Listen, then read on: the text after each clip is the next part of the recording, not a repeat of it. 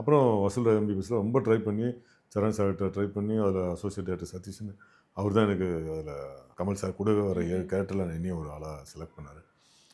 அதில் ஒரு 10 நாள் தான் நடிச்சிருப்பேன். நீங்கள் பார்த்தீங்கன்னா நிறைய சீனில் நான் இருக்க மாட்டேன் ஆக்சுவலாக. மீதி ஒரு 30 நாள் நான் அதில் நடிக்கவே இல்லை. அதுக்கு காரணம் வந்து இன்னொரு படத்தில் நான் லாக் ஆகிட்டேன். அந்த டைமில் அதாவது இதுக்கு முன்னாடி கமிட் ஆன படம் வந்து சத்ரபதின்ற படத்தில் கமிட் ஆகியிருந்தேன். அந்த படம் வந்து ஆரம்பித்து நான் நடித்து ஷூட்டிங் ஒரு 20 நாள் ஏதோ போயிருக்கோம். திடீர்னு பிரேக் ஆகிடுச்சு.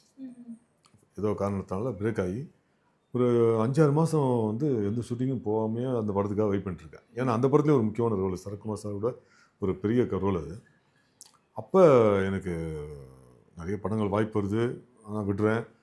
கேட்பேன் கம்பெனியில், இல்லை சார் போனாலும் ஷூட்டிங் ஆரம்பிக்கும், தயவுசெய்து நீங்கள் எங்கே போய் கமிட் ஆகாதீங்க அப்படின்னு சொல்லி மேனேஜர் சொல்லி ஒவ்வொரு படத்தையும் விட்டுட்டு தான் இருந்தேன். ஆனால் வசூல் ராஜ் எம்பிபிஎஸ்லேருந்து வரும்போது என்னால் விடுறதுக்கு மனசு வரல. அதே மேனேஜர்கிட்ட கேட்டேன், என்ன சார் கமல் சார் படம் சார் எப்படி சாப்பிட முடியும் அப்படின்னு. சரி நீ போய் பண்ணு பார்த்துக்கலாம் அப்படின்னு சொல்லிட்டு அவர் என்னை அனுபவிச்சிட்டாரு. நானும் போய் கமிட் ஆகி ஒரு 10 நாள் 11 நாள் நடிச்சிருப்பேன். உடனே அங்கேருந்து ஃபோன் வருது, ஷூட்டிங் ஸ்டார்ட் ஆகுது, நீங்கள் வந்து அவனை சார் இப்போ தான் சார் கமிட் ஆயிருக்கேன், எப்படி சார் முடியும், பெரிய படம் சார் அதுவும்.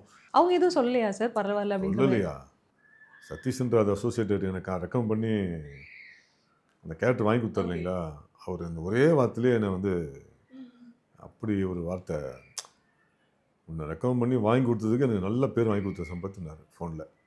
அதுவே ரொம்ப பேரடி அடித்த மாதிரி இருந்தது.